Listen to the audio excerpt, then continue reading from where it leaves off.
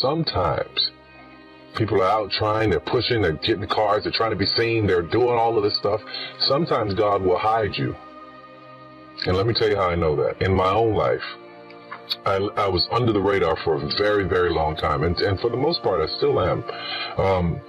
Believe it or not, I really am. I was kept from a lot of things, kept from being exposed to a lot of business ideas and business situations and business thoughts, or how things were run. And by me being kept away from that, it allowed me to not be tainted by it. So sometimes you have to be hidden. Sometimes people are not supposed to recognize you. Sometimes people are not supposed to invite you to the table. You can't be angry about it. You need to accept it and find out why. Why am I being hidden? Because I tell you now, had I went the route that I wanted to go, what would have happened is I would have ended up in Hollywood and did the deals that everybody else had done, and there would be nothing different, nothing spectacular about the blessings that I've received. It would just be an average story. But because I was hidden, because I didn't know how it went, because I didn't know how things were supposed to go in film and television, that ignorance allowed me to carve my own way. I know this may be difficult for some people to understand, but hear me clearly when I say this.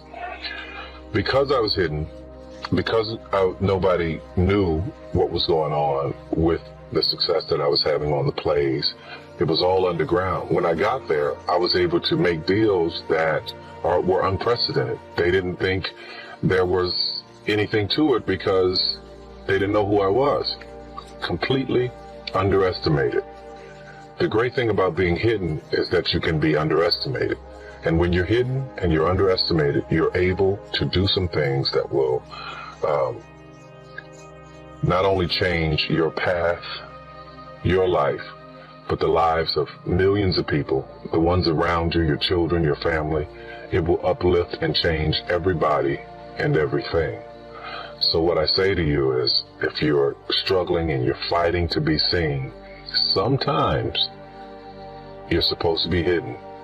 It's not your time to be seen yet. Stay the course. Learn what you can. Walk in the path that you're supposed to at this time. And at the right time, God will reveal you, your talents, and everything you've done to the world. In the meantime, prepare. We all go through times where it doesn't feel like we're making progress. We're praying, but our prayers aren't being answered. We're being our best, but not getting good breaks. The problem hasn't turned around. Seems like God went on vacation. But the silence is not a sign that God is not working. He may not be changing the circumstances, but He is changing us. God uses the seasons of silence to get us prepared. When we're not getting our way, we're doing the right thing, but we're being overlooked. Our friend got married, but we're still single. We're working harder than our coworker, but they got the promotion. We feel overlooked, undervalued, forgotten. These times of isolation where you're not being celebrated are extremely valuable. Nothing may be changing on the outside, but something's happening on the inside. Your character is being developed. You're learning to not depend on people. You're gaining experience, maturity, strength that you'll need to go where God is taking you.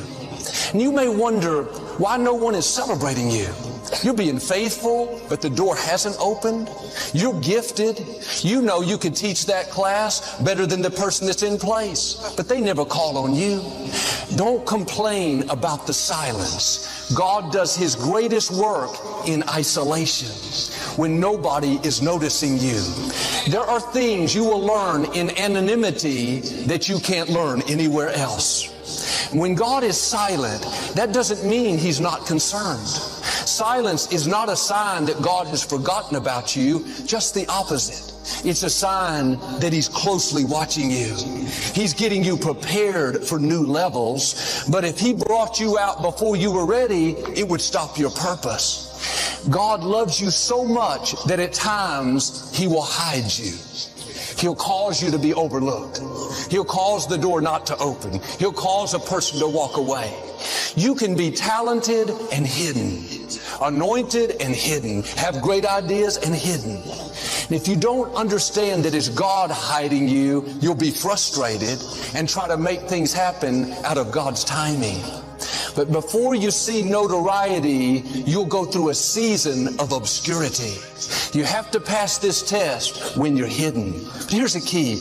Don't compare your life to other people's. It may seem like they have it better. They're further along. They don't have the challenges you do.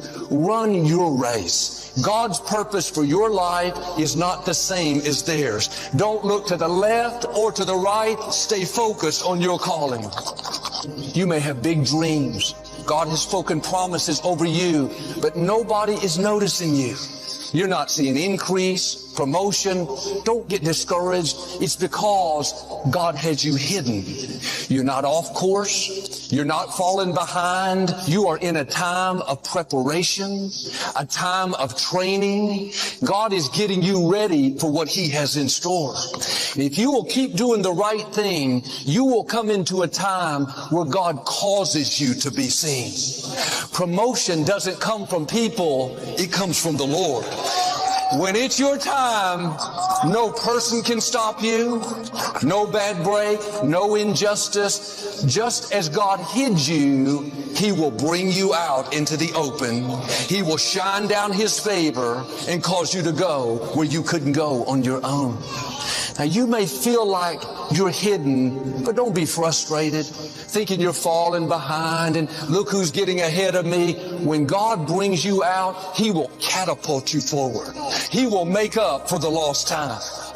When you have an expensive piece of jewelry, a diamond ring, you put it in a box and hide it. You don't wear it around the house to go work out, to run up to the grocery store. It's valuable, so you keep it hidden. And at the right time, when you're going somewhere special, you bring it out for people to see. In the same way, the reason you're hidden is because you're extremely valuable. You're like that diamond. You're going to shine. God's waiting for the right time to bring you out. You are not hidden because you're ordinary. You're not hidden because you're average. You're hidden because you're a masterpiece. God breathed His life into you. You have seeds of greatness. Don't let the silence discourage you. Your time is coming. Now, in the isolation, you have to deal with the issues God brings to light. Let Him develop you. Like David, do the right thing when it's hard. Keep a good attitude when you're being treated wrong. Go the extra mile when nobody is watching. When you're hidden, you won't see anything happening on the outside, but I can assure you, on the inside, God is doing a work. That's an opportunity to grow, to come up higher. You're getting prepared for new levels. You may not understand the path that God has taken you and why it's not happening faster, but God knows what He's doing. He uses the delays, the difficulties to get us prepared. None of us like the slow seasons, and especially the unfair seasons. We lost a loved one. A friend walked away. A dream didn't work out. It's easy to think, God, why didn't you stop it? Why didn't you heal my father? Why didn't you keep them from betraying me? But God doesn't waste anything. The difficulties, the delays, the losses, if we will keep the right attitude, it's all working for our good. It's getting us toughened up. Because where you're going, you can't be offended by every negative comment. You have to have a backbone made of steel. God can't promote you if you're going to be revengeful and try to use that position to pay people back. You have to let it go and trust God to be your vindicator. If you're intimidated by the opposition, overwhelmed by difficulties, it will keep you from your destiny. And in these silent seasons, like the Israelites, we can think, God, the promised land is that way. Why are you taking me the long route? You have to trust God. He can see things that you can't see. He knows what's best. It's all a part of the process to get you prepared, to get you developed. He knows what you're going to need. The the scripture says these light afflictions are for a moment, but they're working in us an eternal weight of glory. Somebody not being for you, that's a light affliction. That's like a little gnat. Just flick that away. Your time is too valuable to waste on petty things. But when you've been through some difficulties, through some losses, through some Goliaths, you don't complain about not getting a parking spot. You don't fall apart because somebody left you out. You don't give up on a dream because it didn't turn out your way. You know it's a light affliction and it's working for your good. Now you may be in a season of silence. You feel like you're hidden, but the silence doesn't mean God has forgotten about you. He's heard every prayer. He's seen every tear. And at the right time, God is going to bring you into what He's already prepared. God is not preparing the blessing for you. He's preparing you for the blessing. The promised land was already in place. He had to get the Israelites prepared. Favor is already in your future. There are blessings that already have your name on them. The right people, divine connections already lined up. You keep passing the test in the silent seasons. You keep getting prepared, and you're going to come in to more than you can ask or think. But what stops some people is they don't like the preparation. You have to deal with the issues God's bringing to light. Maybe God's asking you to put down your pride, forgive the person that did you wrong, or to start saying no to the compromise, no to the jealousy, no to the critical spirit. Don't let a small thing keep you hidden. Don't let something you know you can overcome keep you from the amazing future that belongs to you. You're not hidden because God is mad at you. You are hidden because God loves you so much, He's getting you prepared to go where you've never gone. Now, in the isolation, in the anonymity, where you're not seeing increase, you're not getting good breaks, like David, use that time to draw close to God. One thing about being isolated, where you don't have a lot of people or things to give your attention to, you can turn your attention towards your Heavenly Father. Learn to talk to God. Develop a deeper relationship. When you're in these seasons of silence, when you feel like you're hidden, it's so important to look inside and deal with things that could be holding you back. You can have the talent to go somewhere, but if you don't have the character, if you're not willing to forgive, keep giving in to compromise, if you don't treat people right, that will keep you from your best. Don't be frustrated when you're hidden. Jesus was hidden. Elijah was hidden. David was hidden. It's all a part of the process. Here's the beauty. You're hidden, number one, because you're extremely valuable, like that diamond. Number two, you're hidden because God is about to launch you. You're on the verge of seeing promotion, favor, increase like you've never seen. You may have been hidden for a long time, but you've been faithful. You've been growing, getting prepared. And I believe and declare God is about to bring you out. He's about to cause you to be seen. People are going to notice you that have never noticed. Keep being faithful. Your appointed time is on the way. In Jesus' name. You deserve to be loved, even if you need to do something for yourself. Because real love doesn't have conditions. Real love takes joy when someone is happy, whatever it takes, even if it means being apart from you for a period of time or even forever. Otherwise, it's not love. It's the selfish desire to get what you want, whether it makes someone else happy or not. Some of you are in relationships where you're committed to the ship and not the relations. You're committed to the institution and you forgot the person.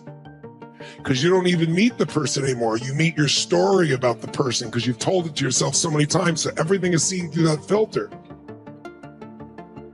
If you think someone is your dear, dear friend and they're loving and they're generous and they're a beautiful soul, and one day they treat you like you'll be shocked and you'll be angry. And if you can't resolve it, and you have to leave to go deal with something, you'll generalize their behavior later on. You'll say they're probably having a bad, what? How many of you had a day where you hope somebody generalized your behavior as just a bad day? But if somebody, you think that they don't care, or they're selfish, or they're mean because you've generalized about the human being. Because by the way, you can find selfishness in anybody if you look for it, including yourself. Whatever you look for, you're going to find. Can you find beauty? Can you find love? Can you find generosity in any human being, yes or no? Sir John Templeton's probably one of the greatest investors in history. People don't know his name. He started out with nothing. He wasn't Sir. He wasn't from the country. He came from the U.S. And he decided that he wanted to understand wealth. And so he saved $10,000, a huge amount of money in those days. And when Hitler invaded Poland, he developed a belief. His belief was, you make your money in times of maximum pessimism. Like if you were around in 2008, 9, you remember what it was like, right? Yeah. You could have bought, the Sands in Las Vegas, you could have bought their stock for $2.28. Today it's $67. Wow. It's a 3,000% return. It's not bad. You could have bought Citibank for less than $1, right? So people in those times, he understood that. And so what he did was, and everybody thought the world was going to end, he took $10,000, he bought every stock on the New York Stock Exchange that was $1 or less, including companies everybody thought were going bankrupt. But when things are bad, people think it's going to be bad forever. When things are good, they think it's going to be good forever. And they're always wrong. Life's cyclical. So there's a season for everything. So once we got through World War II and a few years later, guess what? Those same stocks made him a billionaire. So when I asked him, I said, what's the secret to wealth? His response when he touched me, he goes, you know it, you teach it. I said, what's that? He said, gratitude. And I said, why do you say that? He said, because if you got $1 billion and every day you live pissed off and frustrated, the quality of your life is called pissed off and frustrated. All right. But if you have nothing, but you're euphorically grateful for whatever you have, you're the richest person that you're going to know. He said, so it doesn't matter how much money you got if you don't have gratitude. So I do the same thing, by the way. I have a process I call it priming, where I get up every morning. I do mine in the morning. I do this radical change to my body, kind of alter my state. And then I do 10 minutes, I never miss. And my first 3.5 minutes is what I'm really grateful for. And I make myself think of at least one of those three that's something really simplistic instead of something giant. The wind on my face, the look in one of my kids' eyes, something of that nature. And then I do 3 minutes of strength and healing, and I do 3 minutes of what I'm going to create in my world. And I do that for a minimum of 10 minutes every day, because I believe you have to condition it. You don't just hope that stuff shows up.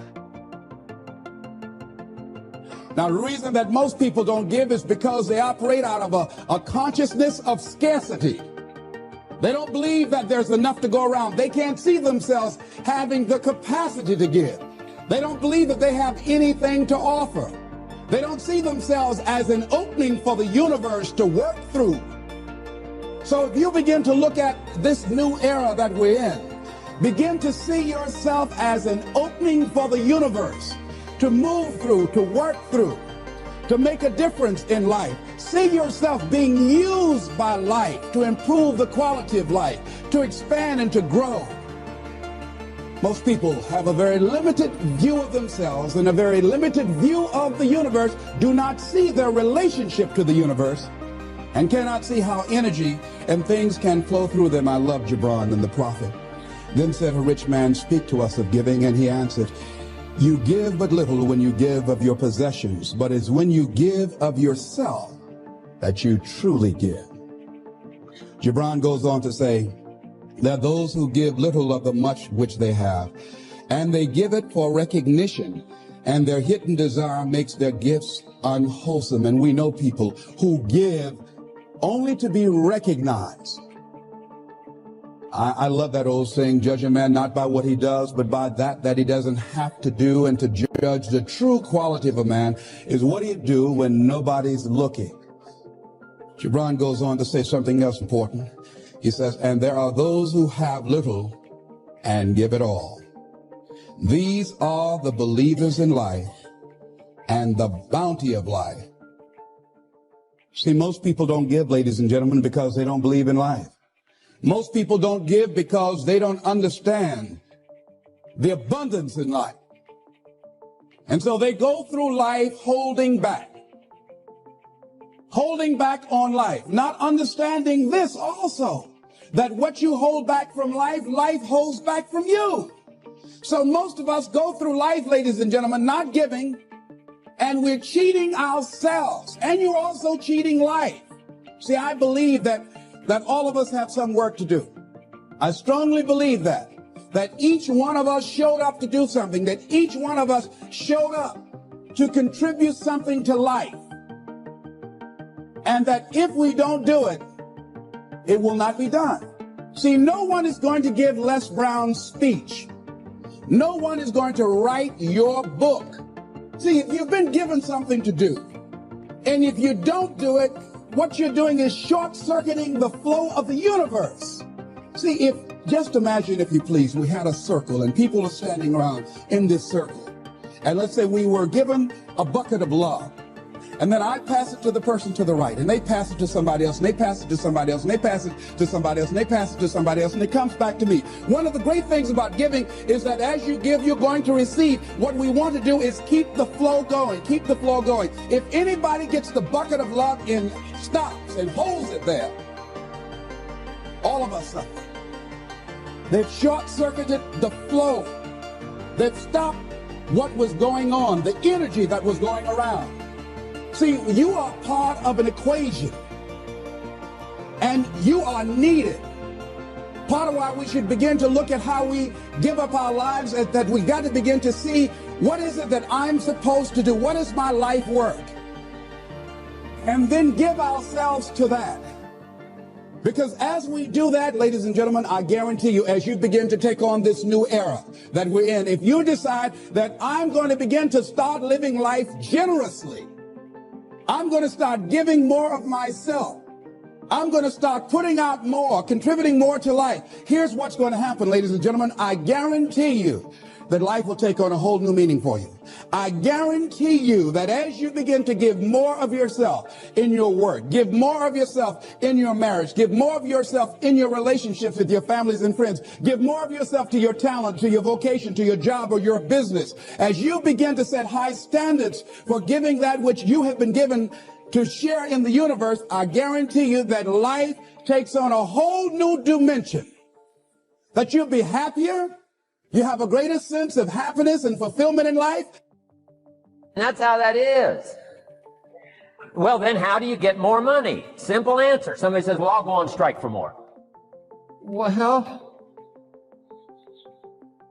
here's a major problem with that. Here's a major problem with that. You can't get rich by demand.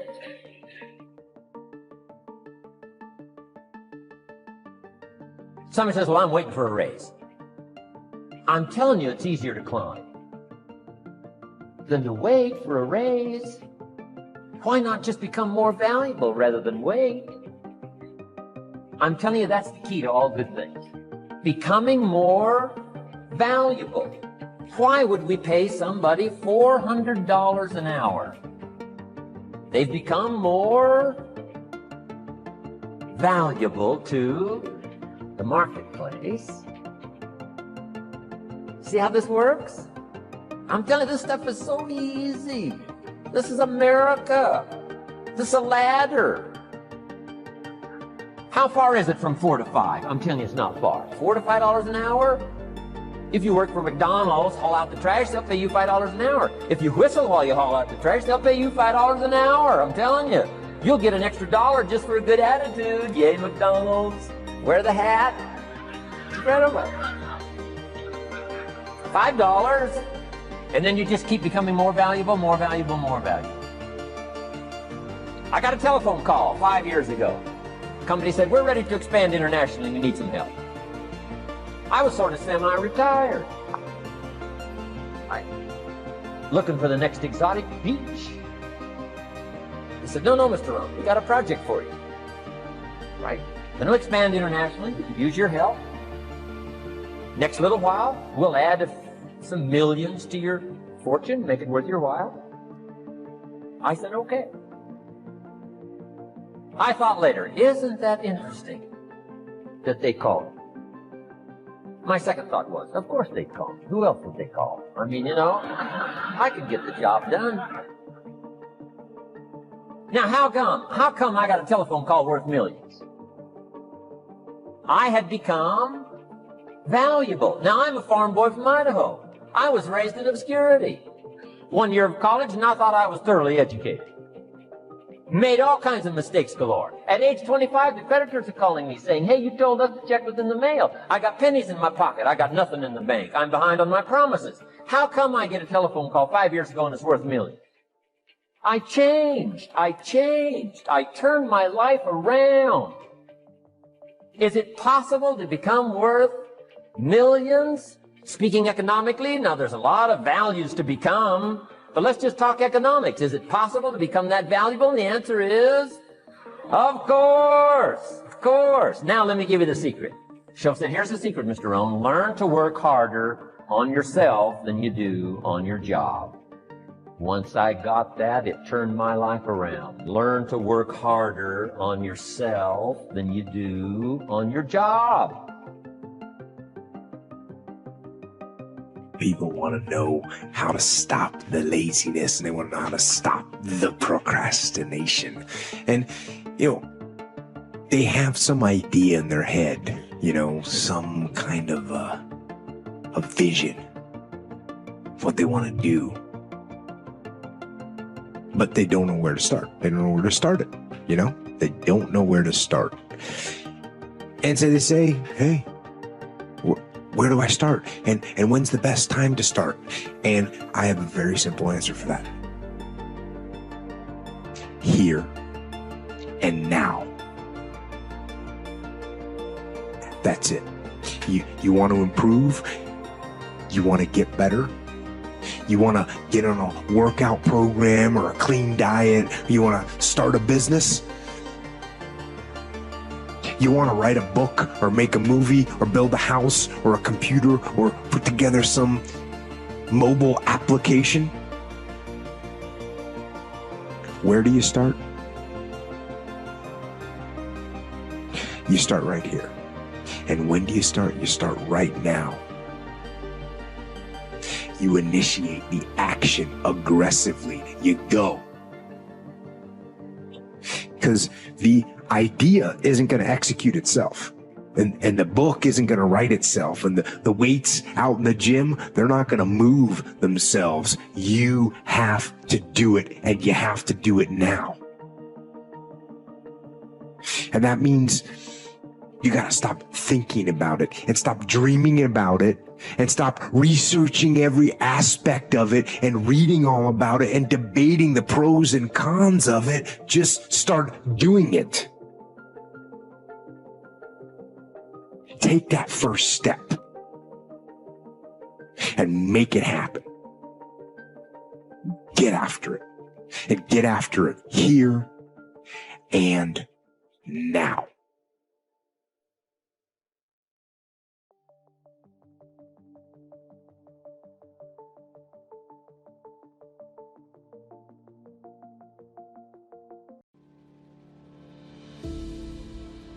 I found that nothing in life is worthwhile unless you take risks.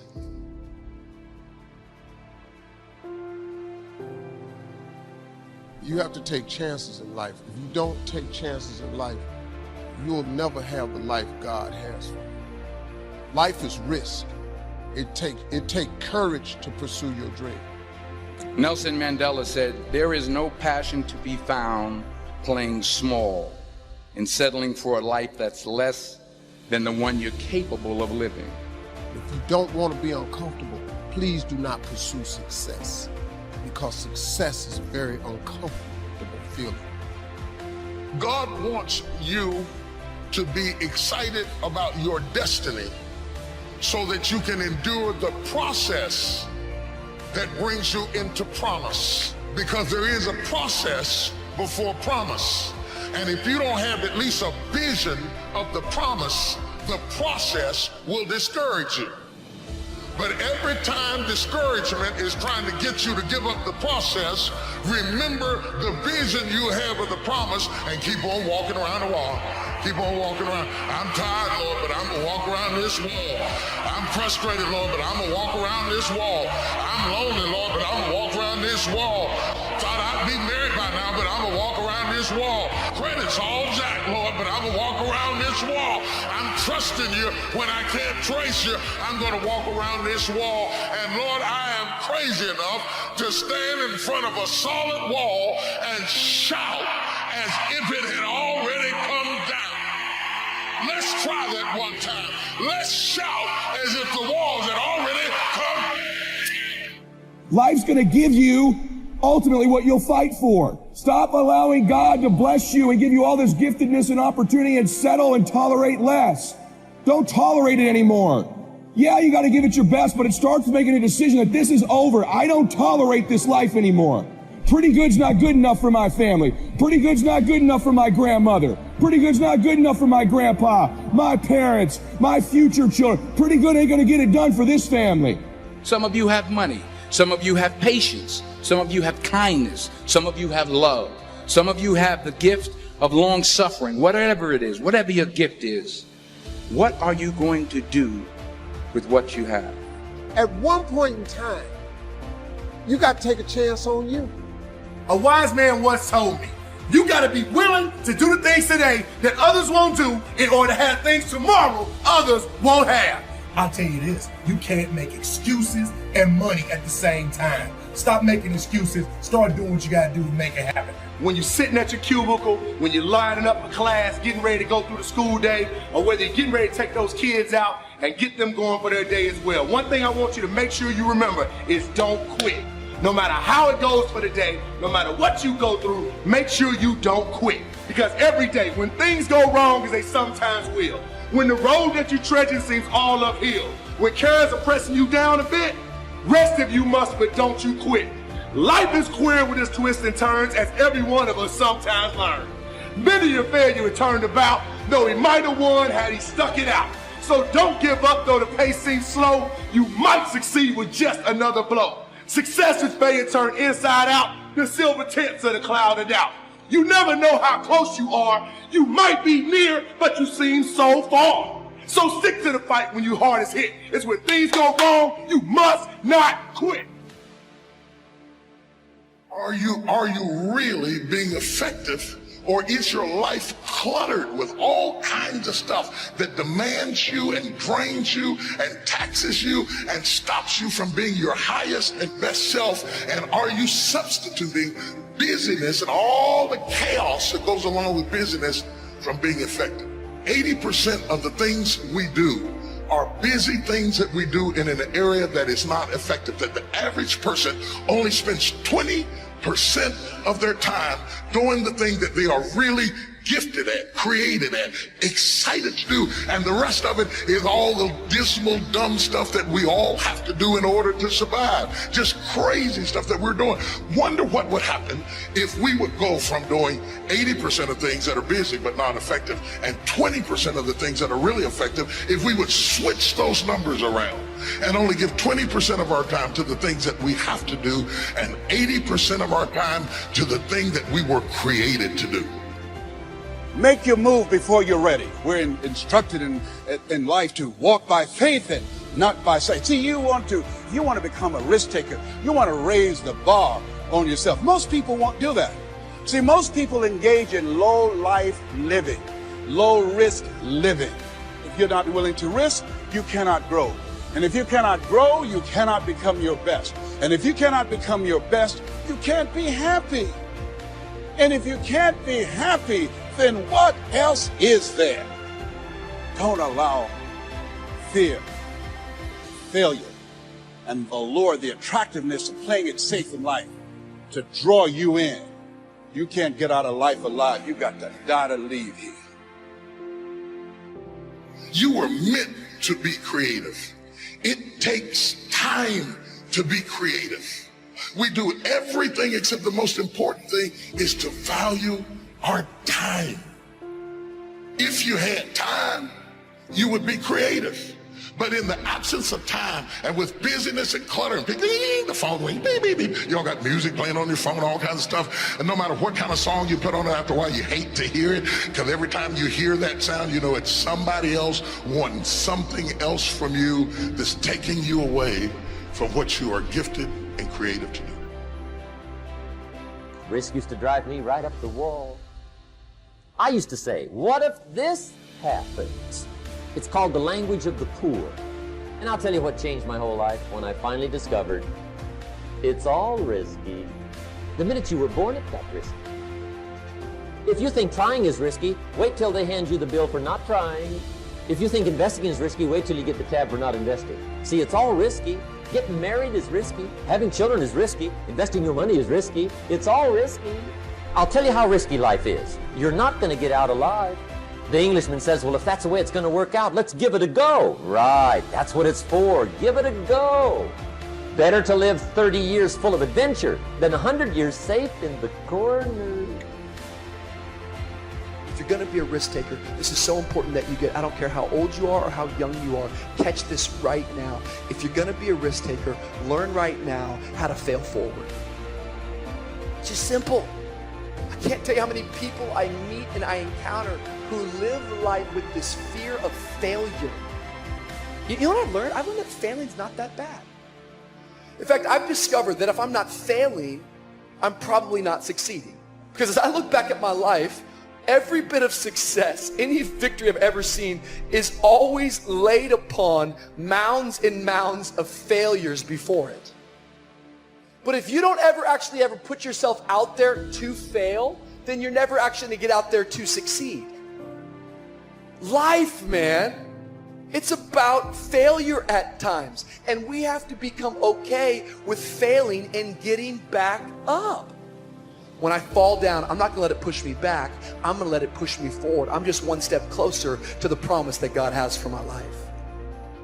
Don't let your past affect your present.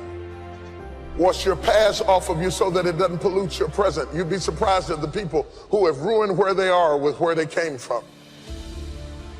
And you're not ready for what God is about to give you now because you're still polluted with what you went through then.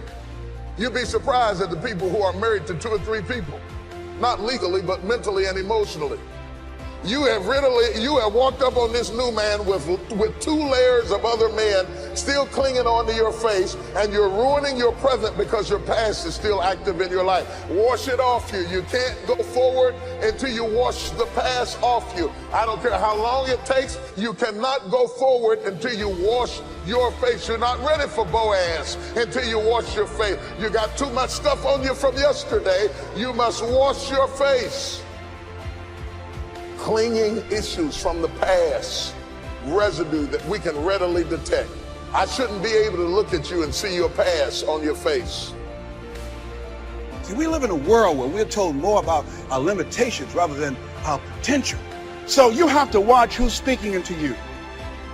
You've got to begin to monitor your mind.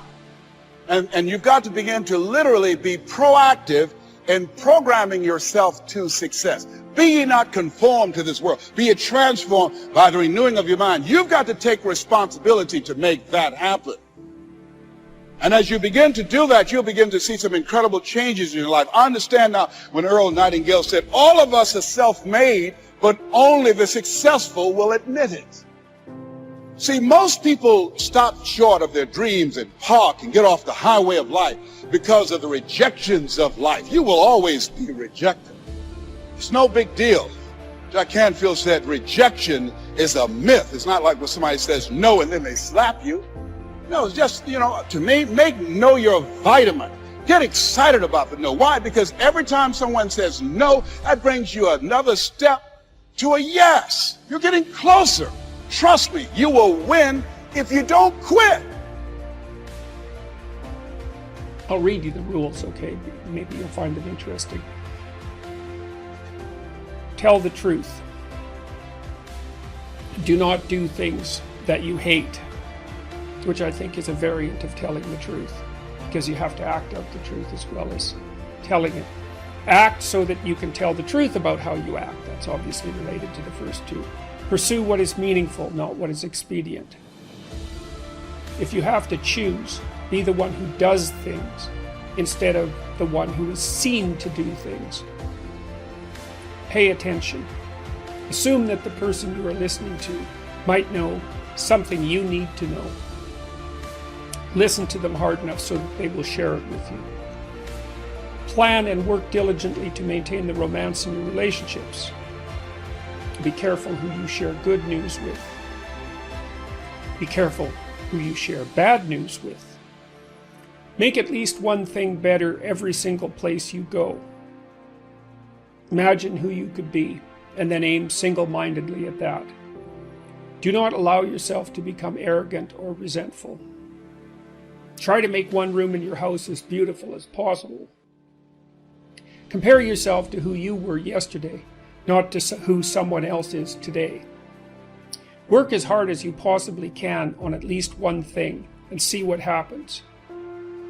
If old memories still make you cry, write them down carefully and completely. Maintain your connections with people. Do not carelessly denigrate social institutions or artistic achievement. Treat yourself as if you were someone that you are responsible for helping. Ask someone to do you a small favor so that he or she can ask you to do one in the future. Make friends with people who want the best for you. Do not try to rescue someone who does not want to be rescued, and be very careful about rescuing someone who does. Nothing well done is insignificant. Set your house in perfect order before you criticize the world. Dress like the person you want to be. Be precise in your speech. Stand up straight with your shoulders back. Don't avoid something frightening if it stands in your way, and don't do unnecessarily dangerous things. Do not let your children do anything that makes you dislike them. Do not transform your wife into a maid. Do not hide unwanted things in the fog. Notice that opportunity lurks where responsibility has been abdicated. Read something written by someone great. Pet a cat when you encounter one on the street. Don't bother children when they're skateboarding. Don't let bullies get away with it. Write a letter to the government if you see something that needs fixing and propose a solution.